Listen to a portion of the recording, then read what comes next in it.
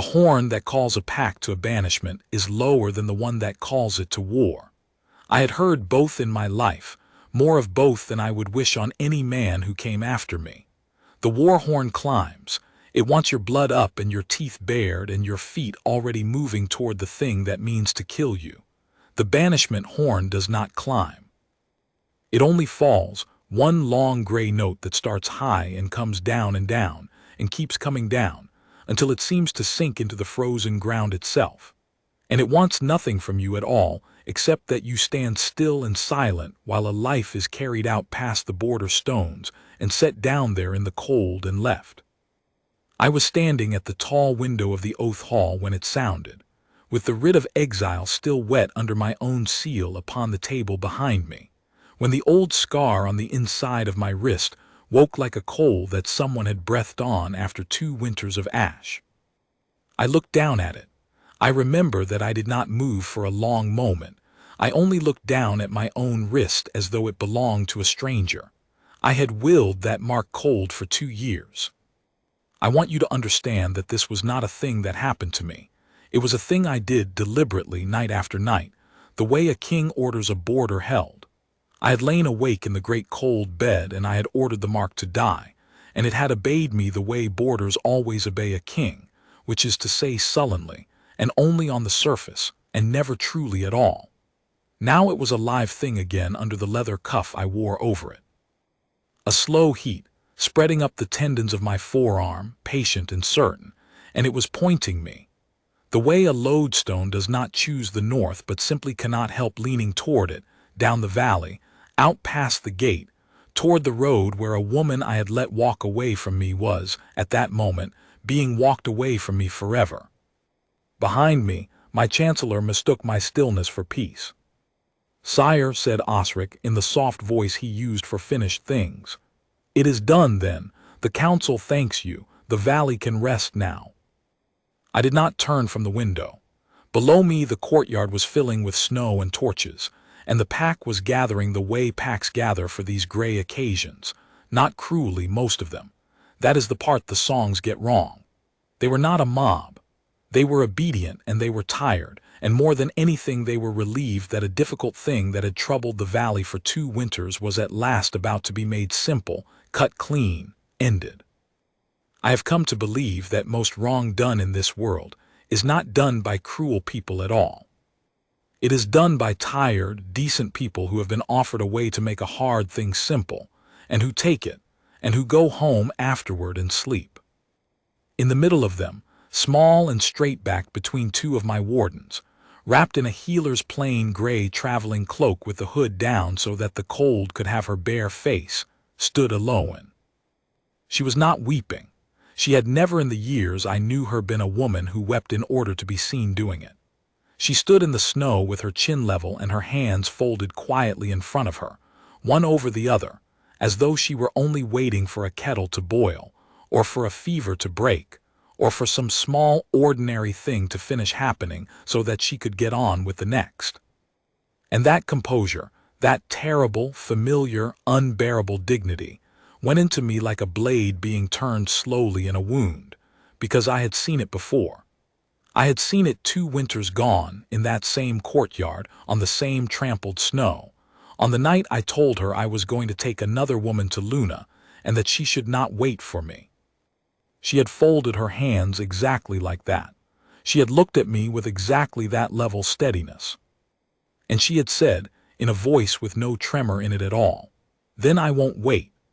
And she had turned and walked out of the ring of torchlight without once looking back over her shoulder to see whether I might break, and I had let her go because I was a king, and I had been taught since I could walk that a king's heart is a small locked room that must be kept for the pack and never squandered upon a single woman from the low villages down by the river. The mark on my wrist burned. 2 years I had told it that it was mistaken. 2 years I had called it a boyish weakness that a strong man masters.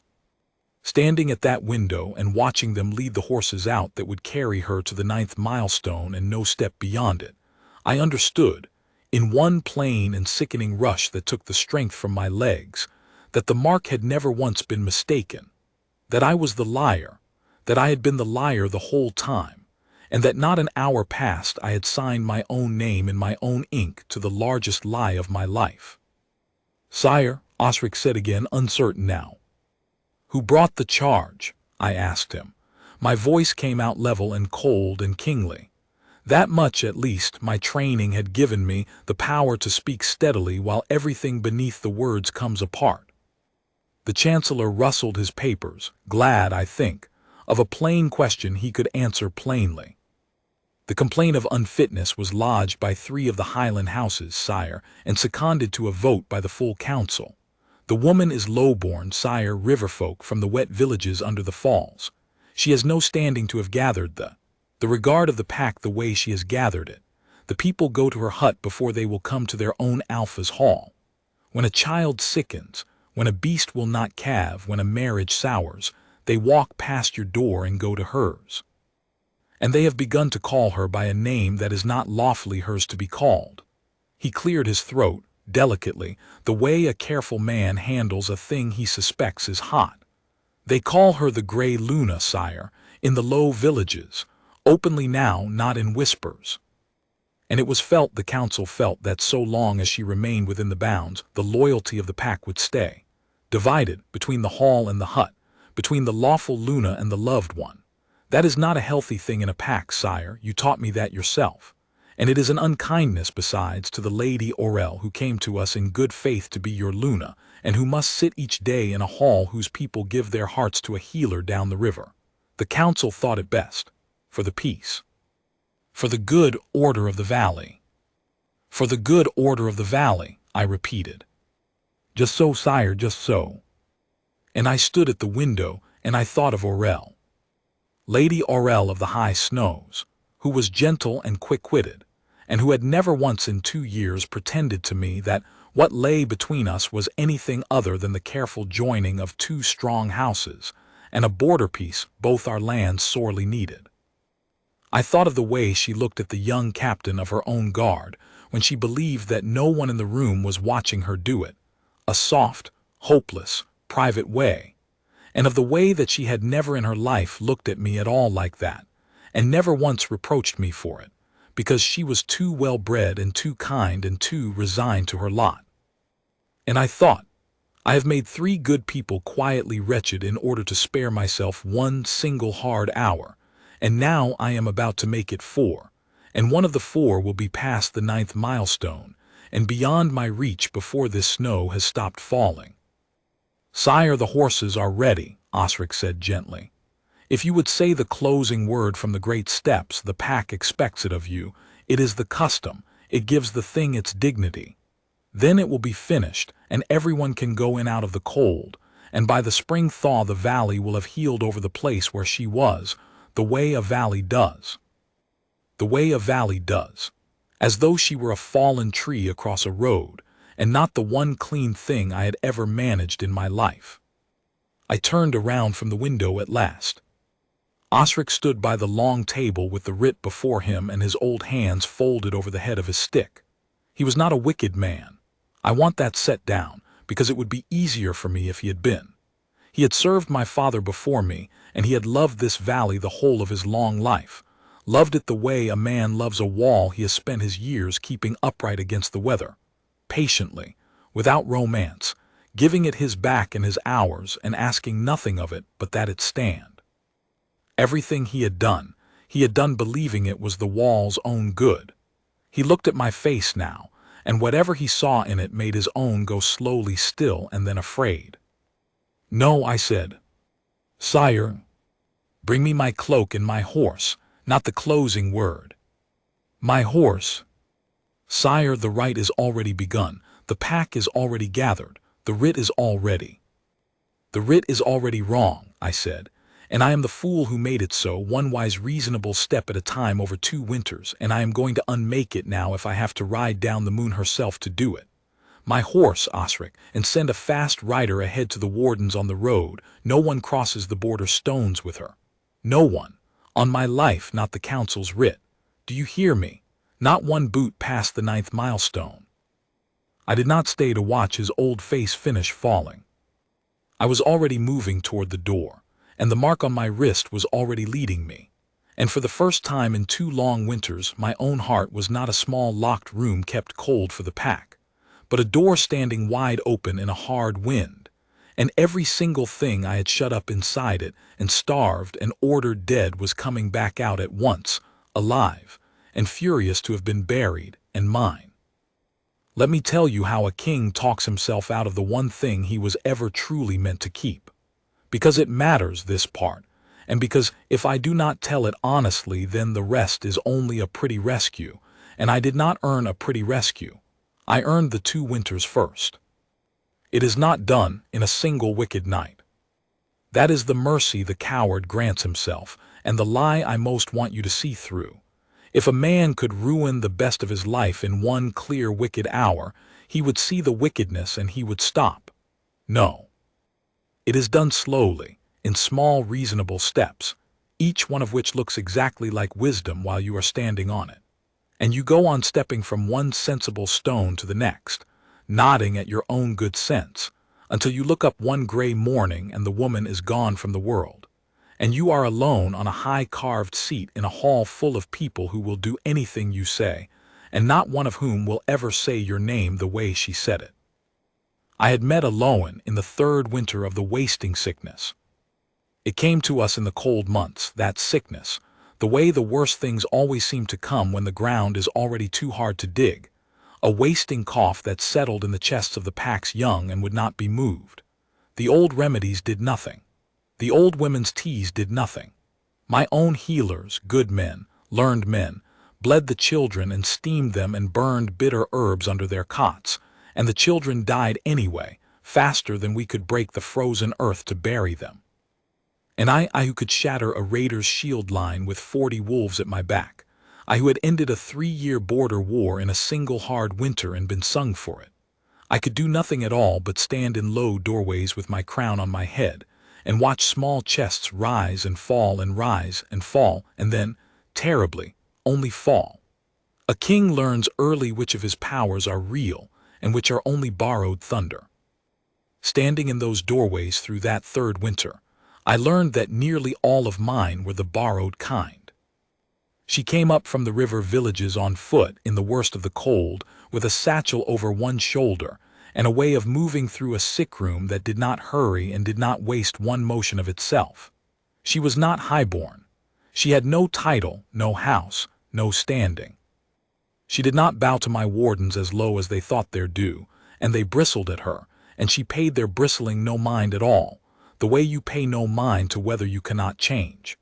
She went from hut to hut through the very heart of the dying, and this is the thing I noticed first, before her face, before anything. She did not leave when the leaving started. When the strong and the frightened found reasons to be needed elsewhere, she stayed. She stayed in the poorest huts with the sickest children and the most broken mothers, and she boiled a gray bark that none of my learned men had thought to try, a common bark, a nothing bark that grew on the wet stones by her own river, and she nursed them through the nights on it, and more of our pups lived through that 3rd winter than had lived through the 2 winters before it laid end to end. I went to thank her the way a king thanks a servant, from a height, with a purse. I remember that I actually had the purse in my hand, good coin, generous, the kind of purse that settles an account and closes a door, and lets a king go back up the hill feeling he has done the decent thing. She was kneeling by a low pallet in a poor hut with a sleeping child's thin wrist held between 2 of her fingers, counting something under her breath, and she looked up at me standing filling the doorway with my cloak and my crown and my purse, and she did not rise, and she did not bow, and she said, "Be quiet a moment, please. I'm listening to him breathe." No one had told me to be quiet since the night my father died. I was quiet. I stood there in that low doorway, the alpha king of the whole Greymoor, with a purse of gold clenched in my fist like a scolded boy, and I listened to a poor child breathe. And when at last the breath came easier, I heard it ease. We both heard it, the little rattle in it smoothing out toward sleep. She let the small wrist down gently onto the blanket and looked up at me again, worn to the very bone and entirely unafraid of me, and the old scar on the inside of my own wrist, the birthmark my mother had called a lucky mark, the mark my kind are born wearing and then spend our whole lives waiting to feel wake, turned warm. I knew at once what it was. Every wolf of my blood knows what it is.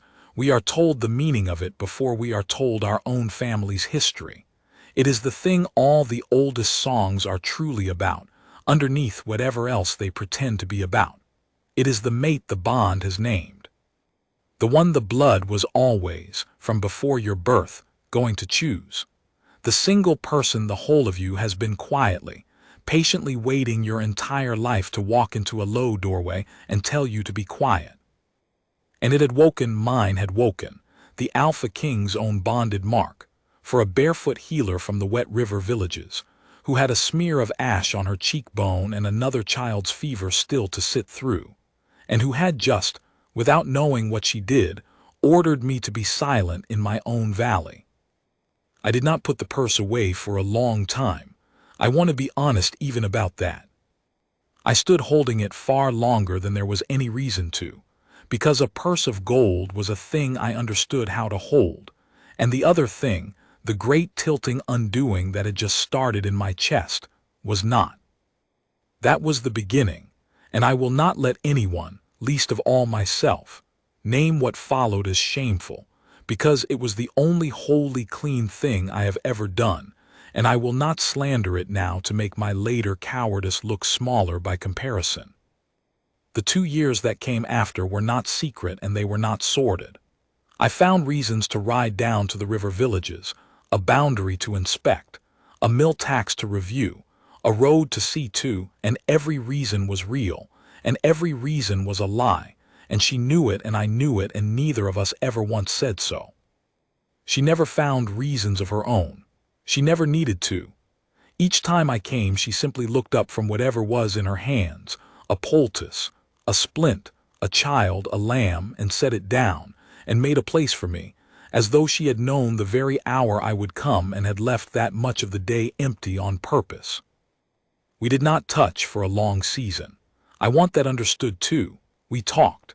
I had never once in the whole of my life had a person near me who wanted nothing from me, not a favor, not a post, not a marriage tie, not my ear for some petition, not even my regard, a person who simply wanted the truth of a thing and would sit with me until we found it. Kings are surrounded all their lives and known by no one. She knew me by the second winter better than my chancellor of 30 years, better than my own dead father ever had, and she wanted nothing for the knowing except that I be honest inside her hut, which was the one place in the whole valley I was ever permitted to be. She understood what she was to me before I would say the word aloud. She carried no mark of her own, the bond marks only one of a bonded pair, and it had marked me, but she told me once that she felt it like standing near a good fire that's burning in the next room. I can't see it, but I'm never cold when you're in the house. And she never, I need this written plainly, because it is the hinge of my whole shame, she never once asked me to make her my Luna, not one time in 2 years. She did not angle for the crown or hint at it or let a silence go long in a way that asked for it. She asked me for exactly one thing, over and over in 100 small ways, that I be honest. That was all. That was the whole of her price, and I could give her anything under the moon except that. Because there was the alliance. There is always the alliance. A king's life is one long corridor of them. The Highland houses had been half in rebellion for a generation, and the surest, bloodless way to bind them into the peace was a marriage tie, and Lady Aurel of the High Snows was the one key that fit that particular lock, and my counsel laid the whole of it out before me in clean figures on a clean table. The 3 border forts we would gain without a single death, the grain roads that would open north. The young men of both our lands who would grow old now, instead of dying in a feud, their grandfathers had started over a word no one now living even remembered. And every figure they showed me was true. That is the trap, and I fell into it with my eyes open, and I will not pretend otherwise. No one lied to me. That is the thing men never understand about how a good life is lost. They imagine there must have been a villain, a whisperer, a poisoner at the king's ear. There was none. My council loved the valley and told me nothing but true things. They only told me the true things in a particular order, an order that led, step by wise reasonable step, to a door they had already chosen for me, and they let me believe at every step that I was the one choosing. And I helped them. That is the part I cannot lay at any council's feet. I told myself the pack must come first, true. I told myself that a king does not have the private luxury of a heart, true as far as it goes, and I made it go much too far. I told myself that Aloan was strong and would understand, and would not want me to beggar the whole valley's peace for her sake. And this was even true. God help me. She would not have wanted it. She would have told me herself to secure the peace. And then at the very bottom I told myself the meanest lie of all, the one I hate most to set down. I told myself that because she had never once asked me for the crown, she did not truly want it, and so, I reasoned, I would be taking nothing from her at all by giving it to another. I would be sparing her, even. I built that lie carefully because it was the one that let me sleep. So on a bitter night 2 winters gone, I stood in the courtyard below that same tall window, and I looked into the face of the woman my own blood had chosen out of all the world, and I told her that I was going to take Lady Aurel to Luna for the good of the pack, and that she alone should not wait for me, should make her own life, should be free of me.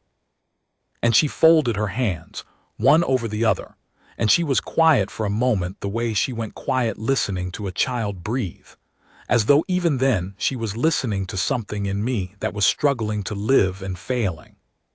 And then she said, "Then I won't wait." And she turned, and she walked out of the ring of torchlight with her back straight and her chin level, and she did not look back, and the mark on my wrist went cold as she crossed out of the light, and I let it. I stood there and let it go cold, because I had decided that the cold was simply the price of being a good king, and a good king pays his prices without weeping in his own courtyard. I was wrong about every single part of that, and I knew it even then, in the deep buried place where a man keeps the things he refuses to look at, and I went on knowing it for 2 years and looking away. The pack did not come first. My comfort came first, dressed up in the pack's colors, but it was my comfort, and I know the difference now. The comfort of not having to stand up in my own oath hall before my council and my proud Highland lords, and say the one sentence I did not have the courage for. This is the woman. She is from the river. Her hands have saved more of our children than all my warden's swords, and I would sooner give up every fort in the Highlands than give up her. I had courage for war. I had ridden down a raider line with my own body between the enemy and a village of strangers. And I did not have the courage for that one plain sentence in a warm room full of men who served me. So I dressed my cowardice in the good gray cloak of duty, and I signed the best woman in my valley out of my life, and I called it wisdom. And I went on being wise for 2 whole winters while the river villages went on quietly calling her the Grey Luna, and the mark I had ordered to die lay banked in my wrist the whole time like a covered coal, waiting for the wind that would find it. And I did one thing more in those 2 winters that I am more ashamed of than all the rest, and it is a quiet thing and easy to miss, and so I will say it plainly. I made her the villain of my own story, not aloud. I never spoke a word against her. But quietly, privately, in the reasonable voice a coward keeps for his own comfort, I let her become the problem. She was the divided loyalty. She was the disorder in the valley. She was the unkindness to Aurel, the whisper in the villages, the thing that unsettled the good order of the pack. Do you see the trick of it? That is how a man survives what he has done to someone. He slowly rewrites the person he has wronged into the difficulty he nobly manages. And it works. It worked on me for 2 winters. It works right up until the gray horn falls in the courtyard, and you look down through a tall window and see her standing straight-backed in the snow with her hands folded, worried that an old woman by the gate is being made to stand too long in the cold, and the whole rotten scaffolding of the lie comes down at once, and there is nothing left standing in the wreck of it but the truth, which was there the whole time, patient as she was, waiting for you to stop. The truth was still standing when I came down the great stairs of the Oath Hall 3 at a time with my cloak half on and the mark blazing under my cuff. Osric was calling something after me, and I did not hear a word of it. The tall doors banged wide before me, and the cold poured in over the threshold, and the whole crowded courtyard turned as one to look at their alpha come out into the snow bareheaded and wild. And I crossed the packed white ground to where she stood between the two wardens, and the entire yard went so still that I could hear the torches eating the wind. Eloan looked at me as I came. There was no plea in her face. That undid me more than tears would have. There was no hope in it either. 2 winters had taught her better than to hope at me, and I had been her teacher. There was only that great, quiet, terrible steadiness, the same she had turned once on a child's failing breath, as though even now, even here at the mouth of her own exile, some deep part of her was still listening hard to make sure that something small and fragile went on living. "You've come to say the closing word yourself," she said. Not a question. Her voice was low and level and kind, and the kindness was the worst of it. "Say it quickly then, and let them all go in. The colds got into the old woman by the gate. That's Marin. She nursed you. You'll remember her, and her hip won't bear this standing. Say your word and let her sit by a fire." Even then, even standing at the mouth of the road that would carry her out of the world, she was worried about who else was being made to stand too long in the cold. I heard myself make a sound I had not planned to make, low in my chest, more animal than kingly. "I'm not going to say the closing word," I said. The 2 wardens at her shoulders shifted their weight. Behind me on the great steps I heard Osric come out into the cold, and I heard the whole gathered pack draw one breath together, 100 people leaning a hand's breadth forward all at once. Eloan, her name in my own mouth out loud after 2 winters of forbidding it to myself even in the dark, it very nearly stopped me where I stood. I signed the writ. It was my own hand and my own seal, and I will not stand here and pretend a council made me do it, because a council did not make me do it. I did it. I've done nothing but do it, over and over, for 2 winters, one wise reasonable step at a time, and this writ tonight was only the last stone in a road I've been laying since the night I let you walk out of this same torchlight. And I reached across my own body, and I pulled the leather cuff off my wrist, and I dropped it in the snow between us. And there it was, bared to the whole valley in the torchlight, the bonded mark, waked and blazing, a deep clean silver and fire line that every wolf in that courtyard knew the meaning of on sight, that no wolf could mistake for anything else, that cannot be counterfeited and cannot be willed alive and cannot lie. A woman somewhere in the crowd began quietly to weep, not Eloan. Eloan had gone very white and very still, and an old man near the front, a shepherd whose whole flock she had carried through a black lambing 3 springs back, went down slowly onto one knee in the snow, and did not seem to know that he had done it, and did not get up. "This is yours," I said, and my voice was not level anymore, and I did not try to make it so. "It has always been yours. It woke the first hour I ever heard your voice, when you told a king to be quiet so you could hear a child breathe, and from that hour I have been lying to it, and to you, and to this whole valley. I ordered it dead because I did not have the courage to stand in my own hall and say your name. I let wise and decent men persuade me that you were the disorder in my valley, you, who have never in your life caused this valley one single hour of harm, when the only disorder in the whole of the Greymoor, from that night to this one, has been me, lying to my own blood from the high seat and calling it good order." "Don't," Eloan said, and her voice broke for the first time, one small clean crack running through 2 winters of level calm. "Rail. Don't do this to me here at the gate in front of all of them. I made my peace with the road. I made it days ago. It's made. I can carry it. What I cannot carry, what will break me where the exile never could, is you being brave for one single night here now, with the whole pack watching, and then waking at dawn and being wise again, and taking it all back with a kind, sad letter, and me somewhere down the road hearing it second hand. I have watched you be brave for one night before. You were brave and gentle the night you let me keep my dignity and walk out of this yard, And then you went back up those stairs and you were wise for 2 years. So let me go, if you're only going to let me go. Say the word and let me and Marin both get warm. Don't make me hope again. I haven't got another 2 winters of it in me. And that was the blow that landed truest of all the blows struck in that courtyard. And it landed true because I had earned every ounce of its weight with my own 2 hands. She had no reason on this cold earth to believe that this night was any different from the last. I had spent her trust to the last coin, spent it slow over 2 winters, and now I stood in the snow asking her to extend me more, and she was right to name the dead aloud in front of everyone. So I did not answer her with a speech. I have learned this much about myself, if nothing else, that speeches are the thing I reach for when what I truly want is to be admired rather than believed, and I did not want, that night, to be admired. I wanted, for the first time in my kingly life, only to be believed, and I understood that a man cannot talk his way into being believed by someone he has taught not to believe him.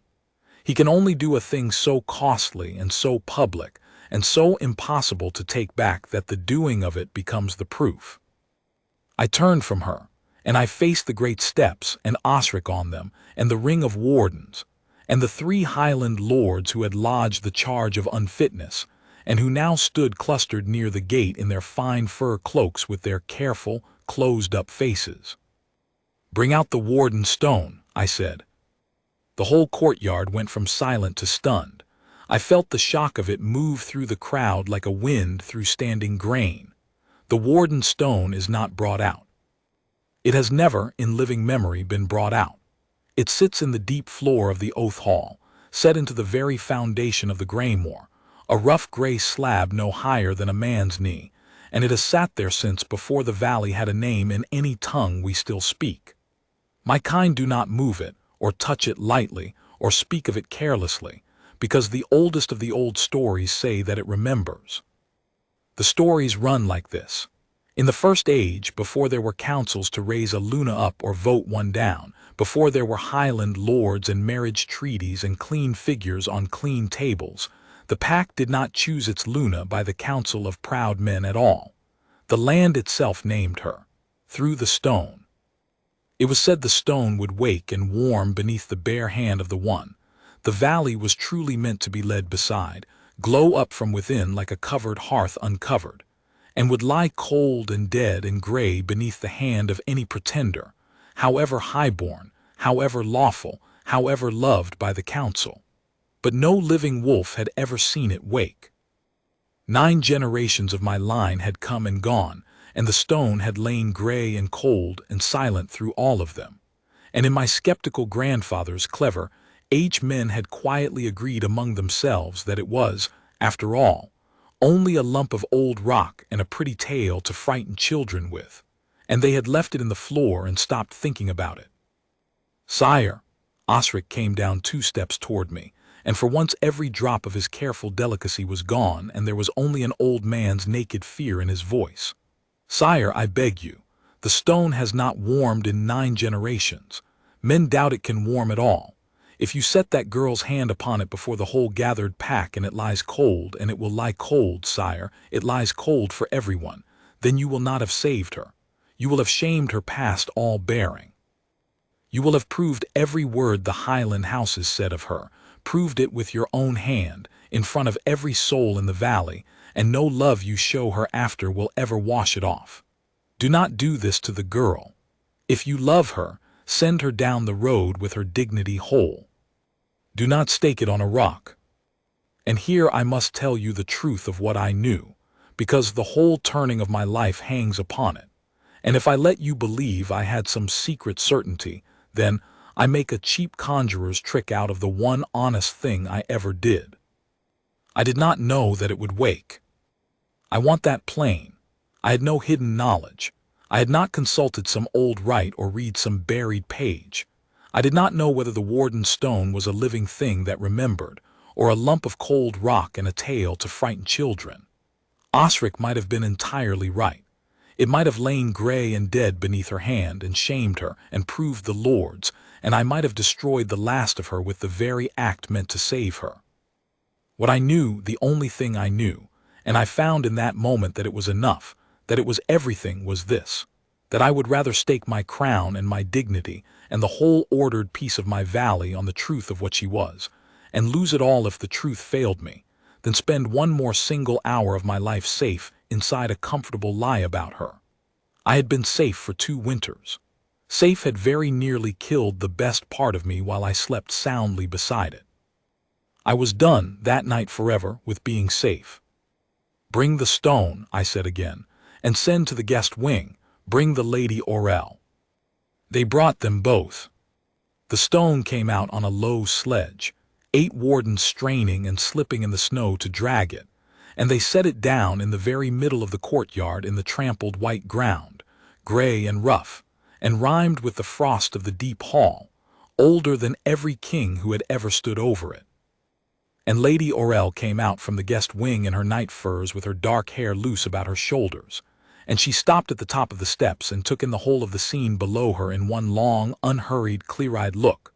The waked mark blazing on my bared wrist, the gray-cloaked healer white-faced and swaying between the wardens, the ancient stone steaming faintly where it stood in the snow, the shepherd on his knee, the whole pack leaning in, and something moved across her fine, tired, well-bred face that I had never once in 2 years managed to put there. It was relief. A great, quiet, unlooked-for relief, as though a heavy pack she had carried without one word of complaint across 2 long winters had just been lifted clean off her shoulders by a stranger who had no idea he was doing it. She came down the steps and stood before me in the snow. "Orel," I said, and it was among the hardest things I said that whole hard night, because she had done nothing, nothing at all, to deserve what I had used her for. "I have used you badly, and you knew it long before I would let myself know it. I asked you to be my Luna to buy a border peace, and you agreed to be bought for that peace, and neither of us ever once pretended between ourselves that it was anything more. And then I let you sit each day at the head of a hall whose whole heart was given elsewhere, and I called that your honor. I have kept you standing 2 winters in a marriage that was only ever a treaty in a gown, so that I would not have to be brave. I am asking you now here in front of the pack, so that no one can ever say it was done in a corner, to release me, not for a lesser reason, not to set you aside for a prettier or a higher bride, but because I lied to the oldest law there is, and I find I would like to spend whatever years I have left telling the truth instead of managing it." The 3 Highland lords by the gate went rigid as struck posts, and well they might, for the whole of their alliance stood or fell on Orel's single word, and every man in that yard knew it.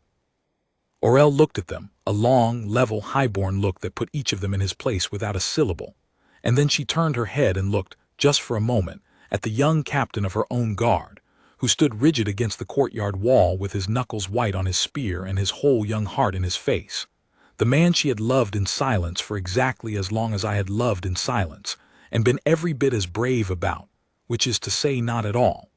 And then she looked back at me, and she smiled. And it was a real smile, warm and rueful and free, the very first real one I had ever earned from her in 2 years of trying to earn nothing from her at all. "The peace between our 2 lands was never a marriage, Rael," she said, and she pitched her clear voice to carry to the farthest corner of the yard, to the lords, to the whole pack, to the record of it. "It was a sensible idea that 2 proud houses agreed upon over a table, and sensible ideas do not need a wretched bride propped at the head of a cold hall to hold them upright. Marry your truth. I release you, and I do it gladly, which is more than you had any right to hope for, so be grateful and don't spoil it by making a speech." Her dark eyes moved to Aloin then, standing white and trembling by the stone, and Lady Orel of the high snows inclined her head to the low-born river healer the lords had called unfit, a full and deliberate courtesy, one Luna's measure of a bow to another, and she made sure by the slow grace of it that every eye in the courtyard saw her give it. "And should that old gray rock lie cold beneath her hand," she added, low now and only for me, stepping close so the lords could not hear, "you needn't fear for your precious alliance. I will ride home to the highlands and tell every hall between here and the snows that I have never in my life seen a man love a woman the way I have just watched you make ready to love this one. And there is not a lord in the north with the stomach to raise a spear over a broken betrothal that the jilted bride herself asked to break, and blessed, and wept at the beauty of. Now, in the name of all that's holy, stop talking to me, and let the poor girl go to the stone before she freezes to death, and settles the whole question for you. I have been humbled in my life on the field of battle, and by grief, and by my own errors more times than I can count. I have never been humbled so completely, or so kindly, as I was in that snowy courtyard by the grace of the woman I had wronged.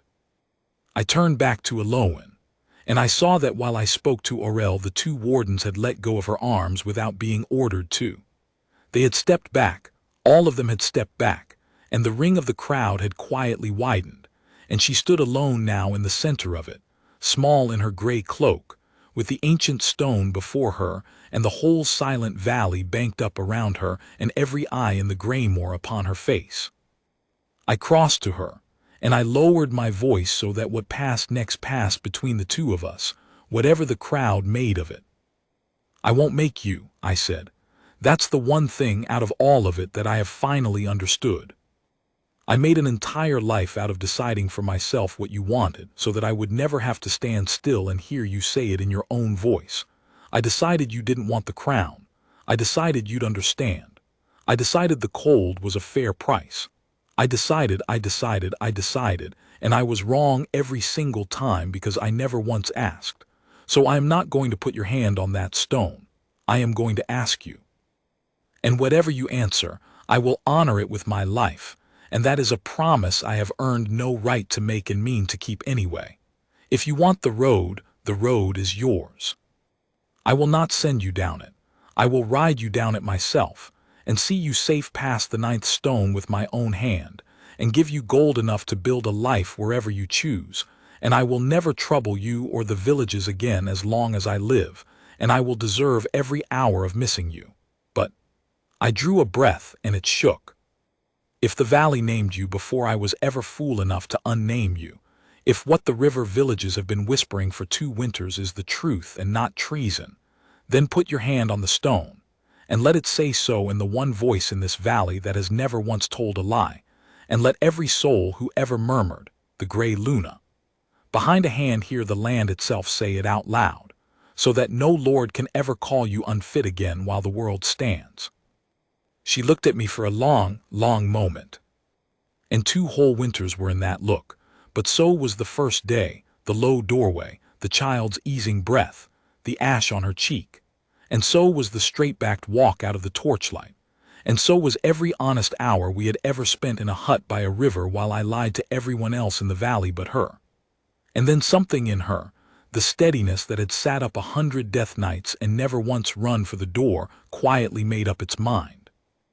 I never wanted the crown, Rael, she said, and she said it not only to me now but lifted her chin and said it to all of them, to the lords and the council and the whole gathered pack, clear and steady, for the record, since we had all come out into the cold to be honest at last. I want that understood by everyone standing here, highborn and low. I did not come up out of the river villages hunting a throne. I never once asked this man to make me his Luna, and I never would have. All I ever asked him for the whole of it, the only thing was that he be brave enough, one single time, to say my name out loud in a warm room full of the people he was afraid of. That's all. That was the entire price of me, and he could pay a whole valley's ransom in border forts, but he could not pay that. She turned her eyes back to me, and there was no cruelty in them, only the plain, hard truth she had always dealt in. But I will not be sent down that road branded unfit while the truth is standing right here in the snow with all of us. I've too much respect for the truth to let it stand mute. So yes, I'll touch your old gray rock, not for a title, Rael. I've told you and told them I don't want it. I'll touch it for the record, so that when I'm gone, whether down the road or into the ground, no child in these villages grows up hearing that the gray Luna was a fraud a wise council rightly cast out. And she crossed the trampled snow to the stone, unhurried even now, and she knelt down before it, the very way she knelt to sick children, without haste, already listening, and she laid her bare brown hand flat upon the old gray slab. For the space of 3 of my own hammering heartbeats, nothing happened at all. I heard Osric, on the steps behind me, let out a breath that was half a sob of pure relief that I had not, after all, worked some ruinous miracle, and half a groan of grief for what the cold rock was about to do to her. I saw the 3 Highland lords by the gate begin slowly to straighten out of their stiff dread, the first ugly gray light of vindication dawning in their careful faces. I felt my own heart begin its long, sick fall, and I found, to my own strange calm, that I did not care, that even as it fell I was glad, because I had told the whole truth at last in front of everyone and staked everything on it. And the truth was worth the falling even if the stone stayed dead, because I would go down the road beside her either way, a king no longer but at last an honest man. And then the stone woke. It did not crack, or blaze, or thunder the way it does in the frightening stories told to children. It was quieter than that, and stranger, and far more terrible for the quiet. Beneath her small bare hand the old gray slab simply began, from within, to warm. I saw the white rime of the deep hall's frost retreat across its rough surface in a slow spreading ring away from her spread fingers, as frost draws back from a window pane when a fire is lit in the room. I saw the snow banked against its base go first to glistening water, and then to a faint rising mist that curled up around her wrist. And I saw, deep in the heart of the rough gray stone, a light come up, a deep, banked, hearth-colored glow, red and gold and old as the valley, kindling up out of the cold rock as a covered fire kindles back to open flame when at last, after 9 long generations of ash, the right breath finds it. And then the sound came. It came up not from any horn or any throat, but out of the frozen ground itself, out of the stone and the earth beneath it, and it was not the falling gray note of the banishment horn. It was that note's answer, its opposite, its long-awaited reply.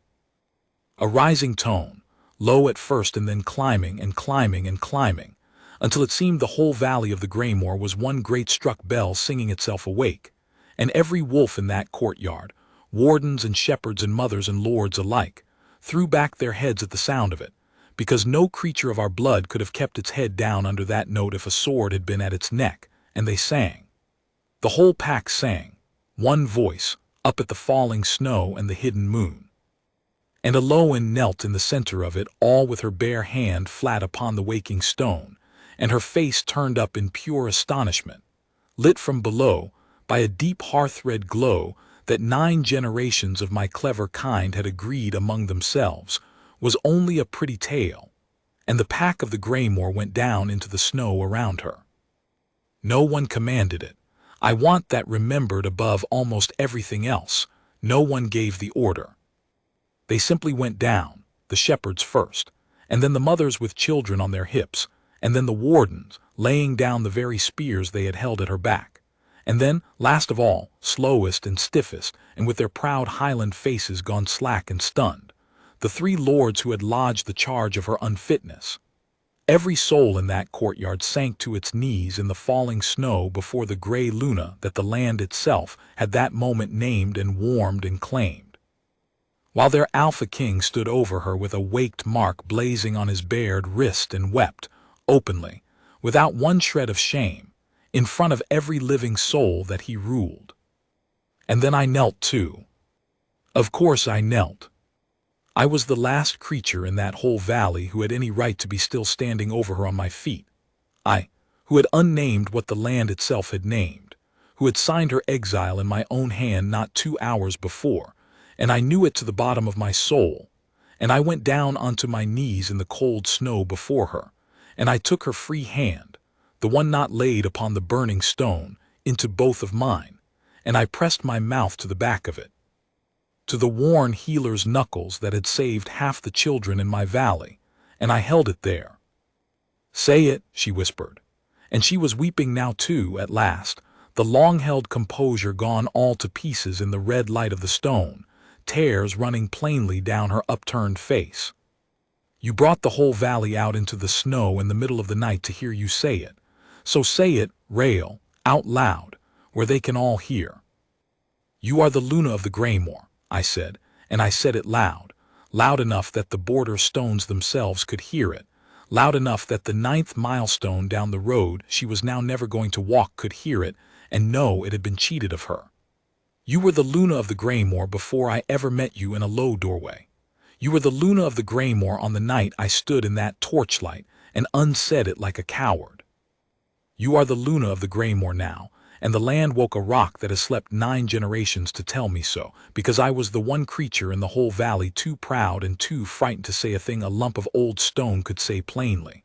And I am done being that man. I am done with him forever. Eloan, stay. Not because the stone woke. Hear me, not because of the stone. The stone only spoke aloud the truth I have known and hidden and starved for 2 winters. Stay because I love you. I have loved you since the hour you told a king to be quiet so you could hear a dying child breathe.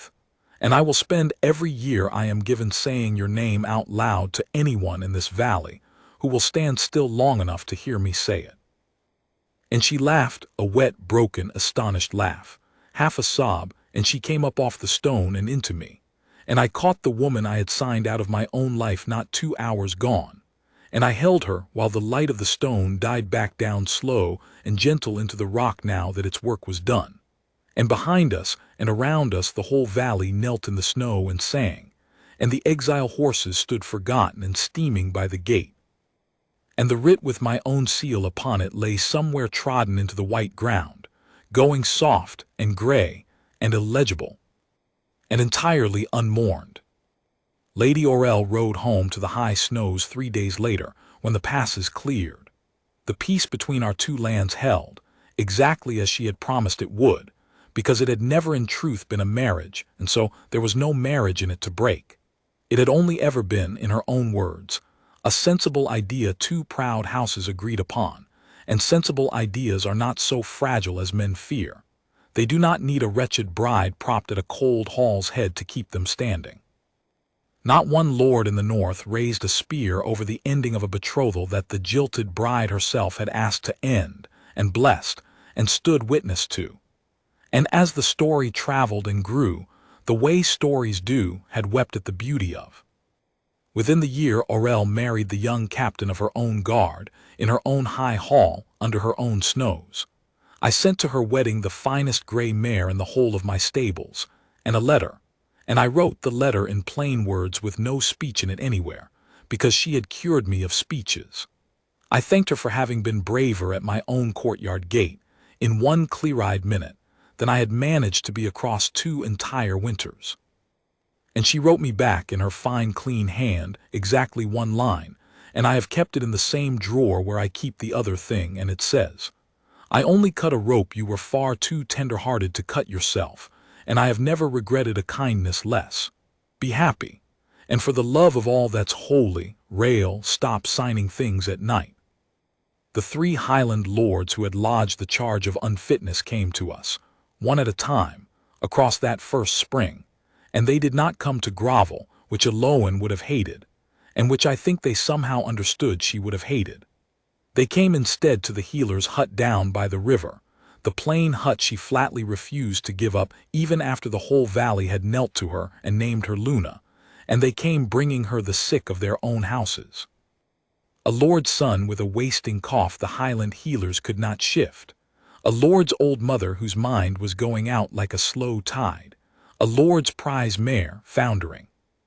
And she took each of them in, the lord's sick and the villagers sick alike, with the very same unhurried hands, and she never once, not 1 single time, and I watched for it. I am ashamed to say I watched for it, threw a single one of their old words back into a single one of their faces. I asked her about it once, that first spring, unable to leave it alone.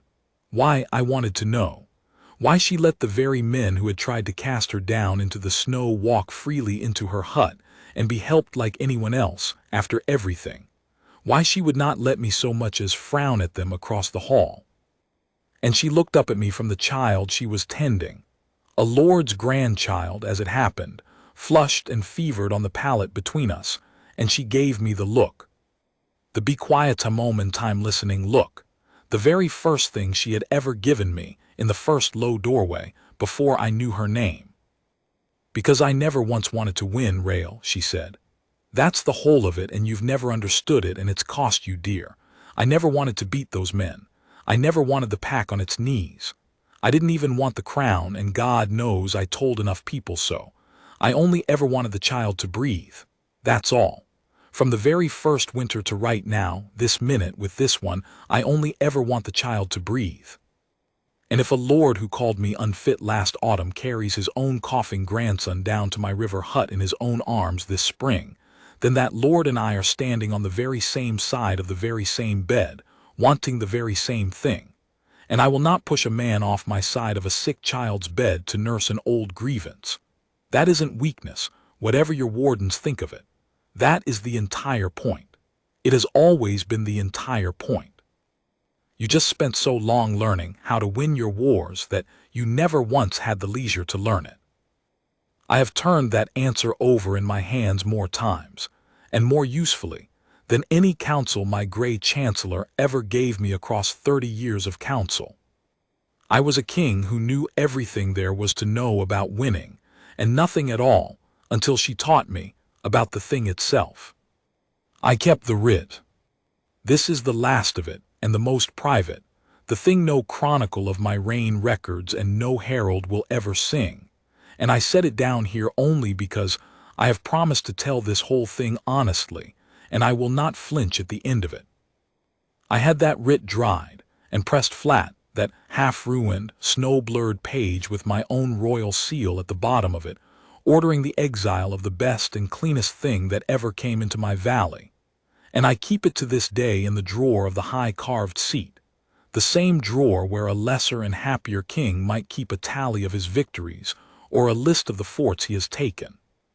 And on the nights when the old voice comes back to me, and it does come back, I will not lie to you and say that it died in the snow that night, because cowardice does not die. It only learns over the years to whisper more softly and more reasonably than it used to. On those nights I take the ruined page out of the drawer, and I hold it up to the candle, and I read my own name signed at the bottom of it in my own hand. And I make myself remember in full exactly how close I came. Not in one wicked hour. One wise reasonable step at a time, across 2 winters, nodding at my own good sense the whole way down.